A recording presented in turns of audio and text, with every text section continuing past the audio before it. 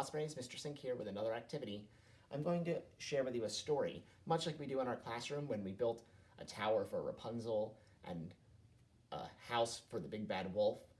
We're going to read another story that will inspire our next activity. This one is called Cindy Ellen, A Wild Western Cinderella, by Susan Lau, illustrated by Jane Manning. Once there was an old rancher who married for his second wife the meanest woman west of the Mississippi. She was meaner than a rattlesnake, and she had 2 daughters who were the spitting image of her. The rancher also had a daughter who was just as sweet and gentle as she could be. Her name was Cindy Ellen. Cindy was a pretty good cowgirl, too. Riding her little gray horse, she wrangled and roped and galloped and looped with the best buckaroos on the range. But as soon as the wedding was over, the snaky old stepmother began to pick on poor Cindy Ellen.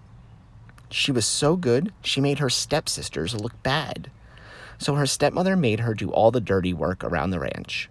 "Mend those fences, tend those cows," she would yell, "and shovel out the corral." The stepsisters never did a lick of work all day, but Cindy didn't dare complain to her daddy because his new wife wore the pants in the family. When her chores were done, the poor girl used to sit down and rest among the ashes and cinders at the edge of the fireplace. So her older stepsister nicknamed her Cinderbottom, and the younger sister called her Sanderbella. But underneath her dirty old clothes, Cindy Ellen was still as pretty as a peach. Then one day, the biggest cattle king for miles around invited all the neighbors to a 2-day celebration. First a wild and woolly rodeo, then a square dance, a real Western fandango. Cindy's stepsisters puffed up like turkey gobblers. Even though they couldn't ride, they decided to gussy themselves up, fit to kill, and enter the rodeo. Nice, patient Cindy Ellen ironed their frilly shirts and frizzed their hair for them. "Don't you wish you could go too, Cinderbottom?" sneered the older sister. "Oh, you're just making fun of me," said Cindy sadly.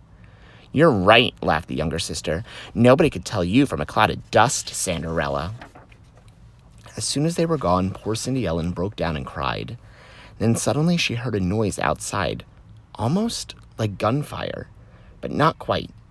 It wasn't bang, bang. It was more like bing, bing. And there stood a little old lady with a golden pistol still smoking in her hand. "Who are you?" gasped Cindy Ellen. "Say hello to your fairy godmother, Sugarfoot," the old lady said. She twirled the pistol, slapped it back into the holster, and took a good, hard look at Cindy. "What's the matter with you, honey? You're as down and dirty as a flop-eared hound dog. Stand up straight. Dust yourself off." "I want to go to the rodeo," sobbed Cindy Ellen. "Can you help?" "Maybe see, maybe no," said her fairy godmother. "Magic is plumb worthless without gumption. What you need first, gal, is some gravel in your gizzard. Grit. Guts. Stop that tomfool blubbering, and let's get busy. Time's a-wastin'." She reached for her golden 6-gun, and Cindy yelled, "Don't shoot!" But her godmother had already fired, straight up in the air. Bing, ping! Glittery sparkles floated down from the sky and sprinkled Cindy all over with fairy dust. Instantly, her heart was filled with strength and happiness, and her rags turned into the finest riding clothes west of the east. A creamy white Stetson hat crowned her shining hair, golden buckskin chaps encircled her legs, and a pretty little pair of cowboy boots hugged her feet like gloves. Buckled to the heel of each boot was a spur that shot out rays of fiery light. Those spurs were set with diamonds as big as sugar lumps. "Now," said her fairy godmother briskly, "where's that horse of yours?" She fired her magic pistol into the air. Zing! And Cindy's little gray horse became a little silver horse with a softly sparkling coat. His hooves glittered as he pawed the ground. "Hit the trail, honey," the old lady said. "Remember, there ain't no horse that can't be rode, and there ain't no man that can't be throned. And one more thing. Get home by midnight, gal, or you'll be sorry." When Cindy Ellen pulled up to the rodeo, everybody turned and stared at the dazzling stranger on the silver horse. The rich rancher's son, a rodeo champion by the name of Joe Prince, came forward wearing the biggest belt buckle you ever saw and swept his hat off his head. "Pleased to meet you, ma'am," he said. "Likewise," said Cindy. Just then, Cindy's older stepsister rode a bucking bronco into the arena, and before she could say, "Oopsie daisy," the horse wrinkled his spine, boiled over, and sent her chasing clouds way up in the sky. Then she bit the dust. Next came the second stepsister, but she couldn't ride a rail fence in a stiff breeze, and pretty soon she was eating gravel, just like her sister. Cindy Ellen helped her stepsisters up and brushed them off, but they never even recognized her. Then she remembered her godmother's gift of gumption, and she gave Joe Prince a daredevil grin. "My turn," said Cindy Ellen. Cindy Ellen climbed aboard a salty bronc with a belly full of bed springs and a real rip snorter. She touched him with her diamond spurs, and first he tried to grow hop. Then he cat-backed. Then he sunfished. Then he windmilled, and he jackknifed. But Cindy stuck to the saddle like a postage stamp. "Ride 'em, cowgirl!"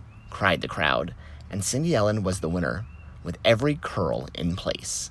Next, with a figure 8 and a butterfly and a wedding ring, she won the trick roping event.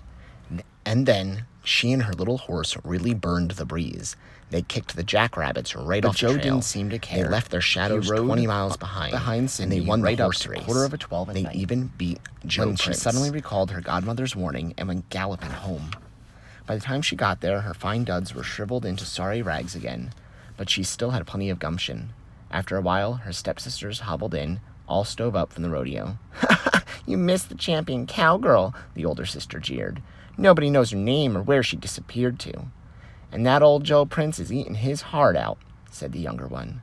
"I bet she comes to the square dance tomorrow night," said Cindy, with her daredevil grin.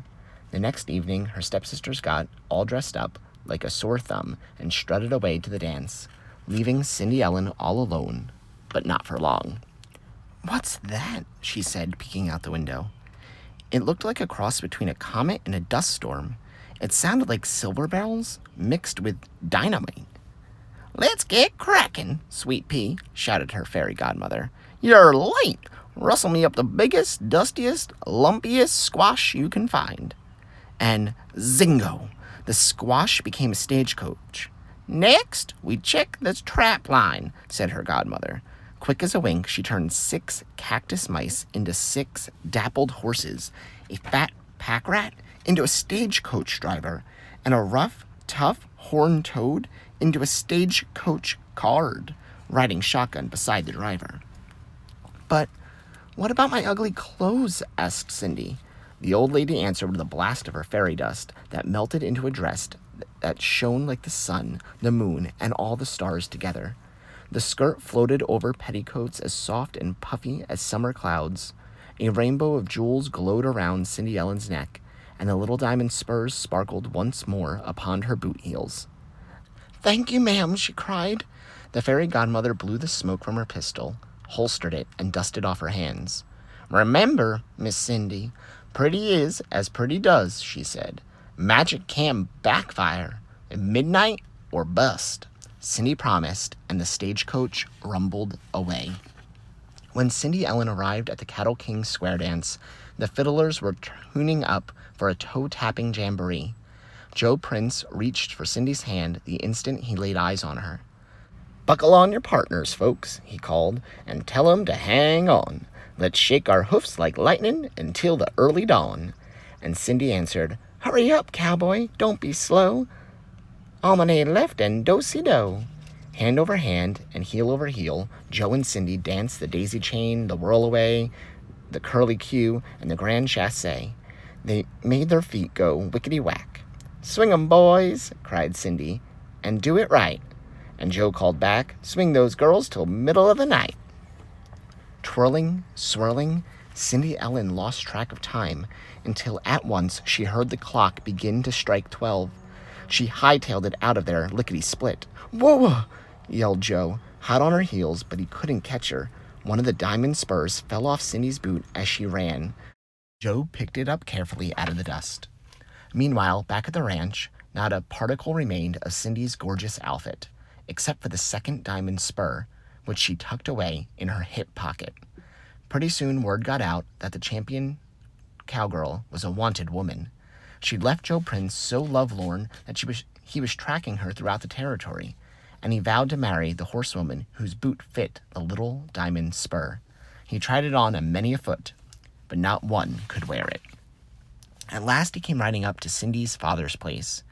"Go shovel out the stable," hissed the stepmother, and Cindy reluctantly obeyed. First Joe tried the diamond spur on the younger sister, but no matter how he stretched the straps, her hoof was too big.